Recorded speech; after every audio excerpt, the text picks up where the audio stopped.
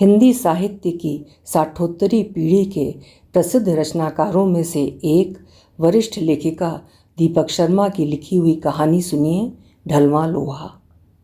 प्रस्तुत है कहानी मेरी जुबानी। मैं हूँ सीमा सिंह। लोहा पिघल नहीं रहा। मेरे मोबाइल पर ससुर जी सुनाई देते हैं। स्टील गढ़ा नहीं जा रहा। कस्बापुर में उनका ढलाई घर है। कस्बापुर स्टील्स। कॉमरेड क्या कहता है, मैं पूछता हूँ। ढलाई घर का melter Sohan Lal communist party का कार्ड होल्डर तो नहीं है, लेकिन सभी उसे इसी नाम से पुकारते हैं।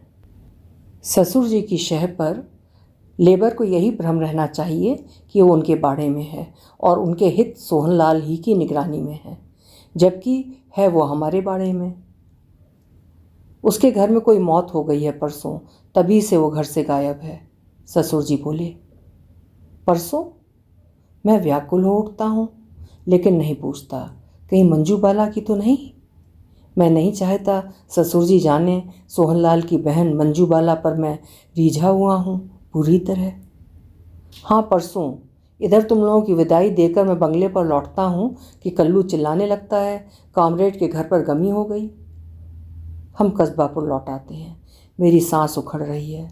विवाह ही के दिन ससुर जी ने वीणा को और मुझे इधर नैनीताल भेज दिया था, 5 दिन के प्रमोद काल के अंतर्गत। ये हमारी दूसरी सुबह है। पापा, वीणा मेरे हाथ से मोबाइल छीन लेती है। You can't snatch our fun. अर्थात आप हमारा आमोद प्रमोद नहीं छीन सकते। हेमंत का ब्याह आपने मुझसे किया है या अपने कस्बापुर स्टील्स से? उच्च वर्ग की बेटियां अपने पिता से इतनी खुलकर बात करती हैं क्या? बेशक मेरे पिता जीवित नहीं हैं और मेरी बहनों में से कोई विवाहित भी नहीं, लेकिन मैं जानता हूँ उन 5 में से एक भी मेरे पिता के संग ऐसी धृष्टता प्रयोग में न ला पाती। पापा आपसे बात करेंगे। वीणा मेरे हाथ में मेरा मोबाइल लौटा देती है। उसके चेहरे की हंसी उड़ रही है। चले आओ, ससुर जी कह रहे हैं।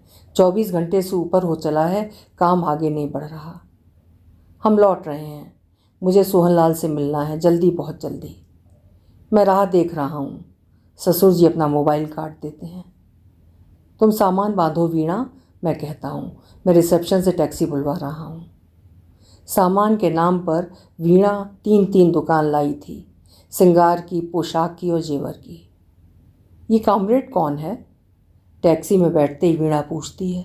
मेल्टर है। सोहनलाल का नाम मैं वीणा से छिपा लेना चाहता हूँ। मेल्ट तैयार करवाने की जिम्मेदारी उसी की है। उसका नाम क्या है? सोहनलाल। मुझे बताना पड़ रहा है। उसी के घर आप शादी से पहले किराएदार थे? हाँ, पूरे 8 महीने। पिछले साल जब मैंने इस ढलाई घर में काम शुरू किया था तो सोहनलाल से मैंने बहुत सहायता ली थी। कस्बापुर मेरे लिए अजनबी था और मेरे स्रोत थे सीमित। आधी तनख्वाह मुझे बचानी ही बचानी थी, अपनी माँ और बहनों के लिए। साथ ही उसी साल मैं IAS की परीक्षा में बैठ रहा था, बेहतर अनुभव के साथ, बेहतर तैयारी के साथ। उससे पिछले साल अपनी इंजीनियरिंग ख़त्म करते हुए भी मैं इस परीक्षा में बैठ चुका था, लेकिन उस बार अपने पिता के गले के कैंसर के कारण मेरी तैयारी पूरी ना हो सकी थी और फिर मेरे पिता की मृत्यु भी मेरे परीक्षा दिनों ही में हुई थी। ऐसे में सोहनलाल ने मुझे अपने मकान का ऊपरी कमरा दे दिया था, बहुत कम किराए पर।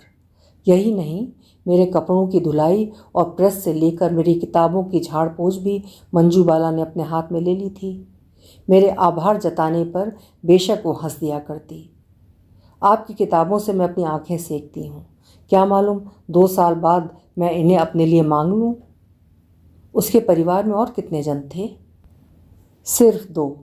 एक उसकी गर्भवती पत्नी और दूसरी उसकी कॉलेजिएट बहन। कैसी थी बहन? बहुत उत्साही और महत्वाकांक्षी। आपके लिए? मेरे अतीत को वीणा तोड़ खोलना चाहती थी। नहीं, अपने लिए। अपने अतीत में उसकी सेंध मुझे स्वीकार नहीं। अपने जीवन को वो एक नई नींव देना चाहती थी, एक ऊंची टेक। आपको जमीन पर? मेरी कोहनी वीणा अपनी बाह की कोहनी के भीतर भाग पर ला टिकाती है। आपके आकाश में? नहीं, मैं मुकर जाता हूँ। अच्छा, उसके पैर कैसे थे? वीणा मुझे याद दिलाना चाहती है उसके पैर उसकी अतिरिक्त राशि हैं। ये सच है, वीणा जैसे मादक पैर मैंने पहले कभी नहीं देखे थे। चिक्कन एड़ियाँ, सुडौल अंगूठे और उंगलियाँ, बने ठने नाखून, संगमरमरी टखने। मैंने कभी ध्यान ही नहीं दिया था, मैं कहता हूँ। वीणा को नहीं बताना चाहता, मंजूबाला के पैर उपेक्षित थे, अनियंत्रित, ढिठाई की हद तक। नाखून उसके कुचकुचे रहा करते थे और एड़ियाँ विरूपित। क्यों? चेहरा क्या इतना सुंदर था कि उससे नज़र ही ना हटती थी। तेरे चेहरे से नज़र नहीं हटती, तेरे पैर हम क्या देखें? वीणा को अपनी बातचीत में नए पुराने फिल्मी गानों के शब्द सम्मिलित करने का खूब शौक है। चेहरे पर भी मेरा ध्यान कभी नहीं गया था। वीणा से मैं छिपा लेना चाहता हूँ। मंजूबाला का चेहरा मेरे ध्यान में अब भी रचा बसा है। उत्तुंग उसकी गालों की आँच, उज्ज्वल उसकी ठुड्डी की आभा, बादामी उसकी आँखों की चमक, टमाटरी उसके होठों का विहार, निरंकुश उसके माथे के तेवर, सब कुछ, यहाँ तक कि उसके मुहासे भी।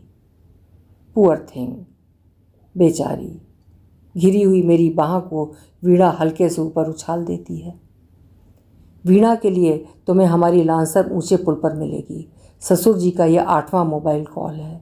इस बीच हर आधे घंटे में पूछते रहे हैं, कहाँ हो, कब तक पहुँचोगे? ड्राइवर के साथ वीणा बंगले पर चली जाएगी और तुम इसी टैक्सी से सीधे ढलाईगढ़ पहुँच लेना। Dead loss my lad.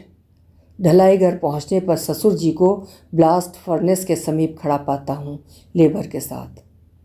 ढलाईगढ़ में 2 भट्टियाँ हैं। एक ये झोंका भट्टी, जहाँ खनिज लोहा ढाला जाता है, जो ढलकर आयरन नॉच लोहे वाले खांचे में जमा होता रहता है, और उसके ऊपर तैर रहा कीट सिंडर नॉच में, कांचित खांचे में, स्टील का ढांचा लिए, ताप प्रतिरोधी। ये झोंका भट्टी 100 फुट ऊंची है। आनत रेल पथ से छोटी छोटी गाड़ियों में कोक, चूना पत्थर और खनिज लोहा भट्टी की चोटी पर पहुंचाए जाते हैं, सही क्रम में, सही माप में, ताकि जैसे ही चूल्हों और टरबाइनों में गर्म हवा भट्टी में फूंकी जाए, कोक जलकर तापमान बढ़ा दे, खनिज लोहे की ऑक्सीजन खींचते खींचते, और फिर अपना कार्बन लोहे को ले लेने दे। बढ़ चुके ताप से चूना पत्थर टुकड़े टुकड़े हो जाता है और खनिज लोहे के अपद्रव्यों और कोक से मिलकर भट्टी की ऊपरी सतह पर अपनी परत जा बनाता है, और पिघला हुआ लोहा निचली परत साथ लेता है। दूसरी भट्टी खुले चूल्हे वाली है, ओपन हार्थ फर्नेस। यहाँ ढलवे लोहे से स्टील तैयार किया जाता है, जो लेडल दरबी में उमड़ कर बह लेता है और उसके ऊपर तैर रहा लौह चून, स्लैग, थिम्बल अंगुश्ताना में निकाल लिया जाता है। क्या किया जाए? ससुर जी बहुत परेशान हैं। आयरन नॉच खाली, सिंडर नॉच खाली, लेडल खाली, थिम्बल खाली। मेल्टर साहब अब यहाँ हैं नहीं। लेबर में से एक पुराना आदमी सफाई देना चाहता है। हम भी क्या करें? ना हमें तापमान का ठीक अंदाज़ा मिल रहा है और ना ही कोक, चूना पत्थर और खनिज लोहे का सही अनुपात। ब्लास्ट फर्नेस में तापमान कम है, भट्टी ढीली है, जबकि तापमान 2800 से 3500 डिग्री फ़ारेनहाइट तक जा पहुंचना जरूरी रहता है। पीप होल के अंदर गलने हेतु तो लोहे पर मैं नज़र दौड़ाता हूँ। लोहा गल नहीं रहा। भट्टी की कवायद ही गड़बड़ है। मेरे पूछने पर कोई लेबर बता नहीं पाता भट्टी में कितना लोहा छोड़ा गया, कितना कोक और कितना लाइमस्टोन। ससुर जी के साथ मैं दूसरी भट्टी तक जा पहुंचता हूं। इसमें भी वही बुरा हाल है, सब गड्ढमड्ढ। यहाँ भी चूना पत्थर, स्टील स्क्रैप और कच्चा ढलवा लोहा एक साथ झोंक दिया गया मालूम होता है, जबकि इस भट्टी में पहले चूना पत्थर गलाया जाता है, फिर स्क्रैप के गट्ठे, और ढलवा लोहा तभी उड़ेला जाता है जब स्क्रैप पूरी तरह से पिघल चुका हो। कॉमरेड को बुला लें? मैं सोहनलाल के पास पहुंचने का हीला खोज रहा हूं। उसे मिलने की मुझे बहुत जल्दी है। मैं भी साथ चलता हूं। ससुर जी बहुत अधीर हैं। सोहनलाल अपने घर के बाहर बैठा है, कई स्त्री पुरुषों से घिरा। आप यहीं बैठे रहिए। ससुर जी को गाड़ी से बाहर निकलने से मैं रोक देता हूँ। कॉमरेड को मैं इधर आपके पास बुला लाता हूँ। भीड़ चीरकर मैं सोहनलाल के पास जा पहुँचता हूँ। मैं अपनी बाहें फैलाता हूँ। वो नहीं स्वीकारता। उठकर अपने घर में दाखिल होता है। मैं उसके पीछे हो लेता हूँ। फर्श पर बिछी एक मैली चादर पर उसकी गर्भवती पत्नी लेटी है। सोहनलाल अपने घर के आंगन में शुरू हो रही सीढ़ियों की ओर बढ़ रहा है। मैं फिर उसके पीछे हूँ। सीढ़ियों का दरवाज़ा पार होते ही वो मेरी तरफ मुड़ता है, एक झटके के साथ मुझे अपनी तरफ खींचता है और दरवाजे की सांकल चढ़ा देता है। सामने वो कमरा है जिसमें मैंने 8 महीने गुजारे हैं, अपनी IAS की परीक्षा के परिणाम के दिन तक। वो मुझे कमरे के अंदर घसीट ले जाता है। ये सारी चिट्ठी तूने उसके नाम लिखी? मेरे कंधे पकड़कर वो मुझे एक जोरदार हल्लन देता है और अपनी जेब के चिथड़े कागज़ मेरे मुंह पर दे मारता है। वो सीधी लीक पर चल रही थी और तूने उसे चक्कर में डाल दिया, उसका रास्ता बदल दिया। देख, इधर ऊपर देख, इसी छत के पंखे से लटक कर उसने फांसी लगाई है। मेरे गाल पर सोहनलाल एक जोरदार तमाचा लगाता है, फिर दूसरा तमाचा, फिर तीसरा, फिर चौथा। मैं उसे रोकता नहीं। एक तो वो डील डॉल में मुझसे ज़्यादा जोरवार है और फिर शायद मैं उससे सजा पाना भी चाहता हूँ। अपने गालों पर उसके हाथों की ताकत मैं लगातार महसूस कर रहा हूँ। मंजू बाला की सुनाई एक कहानी के साथ। रूस की 1917 की कम्युनिस्ट क्रांति के समय ये कहानी बहुत मशहूर थी। जैसे ही कोई शहर क्रांतिकारियों के कब्जे में आता, क्रांति नेता उस शहर के निवासियों को एक कतार में लगा देते और बोलते, अपने अपने हाथ फैलाकर हमें दिखाओ। फिर वे अपनी बंदूक के साथ हर एक निवासी के पास जाते और जिस किसी के हाथ उन्हें लिली वाइट मिलते, उन्हें फ़ौरन गोली से उड़ा दिया जाता। इन हाथों ने कभी काम क्यों नहीं किया? मंजू बाला मेरे हाथों को लेकर मुझे अक्सर छेड़ा करती। देख लेना, जब क्रांति आएगी तब तुम जरूर धर लिए जाओगे। और मैं उसकी छेड़छाड़ का एक ही जवाब दिया करता, मुझे कैसे धरेंगे? अपनी नेता को विधवा बनाएंगे क्या? बाहर ससुर जी की गाड़ी का हॉर्न बजता है, तेज़ और बारंबार, बिल्कुल उसी दिन की तरह जब मेरी IAS की परीक्षा का परिणाम आया था और वे मुझे यहाँ से अपनी गाड़ी में बिठलाकर सीधे मेरे शहर, मेरे घर पर ले गए थे, मेरी माँ के सामने, वीणा के विवाह का प्रस्ताव रखने। मुझसे पहले सोहनलाल सीढ़ियाँ उतरता है। मैं प्रकृतस्थ होने में समय ले रहा हूँ। मंजू बाला की अंतिम सांस मुझे अपनी सांस में भरनी है। नीचे पहुंचकर पाता हूँ ससुर जी अपने हाथ की 100 के 100 नोटों वाली गड्डी लहरा रहे हैं। मुझे कल ही आना था, लेकिन मुझे पता चला तुम इधर नहीं हो, शमशान घाट पर हो। हाँ हाँ। सोहनलाल की निगाह ससुर जी के हाथ की गड्डी पर आ टिकी है, लगभग उसी लोभ के साथ जो मेरी माँ की आंखों में कौंधा था जब ससुर जी ने मेरे घर पर 500 के नोटों वाली 2 गड्डियाँ लहराई थीं। यह सिर्फ रोका का रुपया है, बाकी देना शादी के दिन होगा। वीणा मेरी इकलौती संतान है। मेरे साथ अभी चल नहीं सकते? ससुर जी के आदेश का यह तरीका है। जब भी उन्हें जवाब हाँ में चाहिए होता है तो वे अपना सवाल नकार में पूछते हैं। विवाह की तिथि तय करने के बाद उन्होंने मुझसे पूछा था, 16 मई ठीक नहीं रहेगी क्या? जी। सोहनलाल मेरे अंदाज में अपनी तत्परता दिखलाता है। गुड। ससुर जी अपने हाथ की गड्डी उसे थमा देते हैं। सुना है तुम्हारे घर में खुशी आ रही है, ये रुपए अंदर अपनी खुशी की जननी को दे आओ। जी। फिर हमारे साथ गाड़ी में बैठ लो, उधर लेबर ने बहुत परेशान कर रखा है।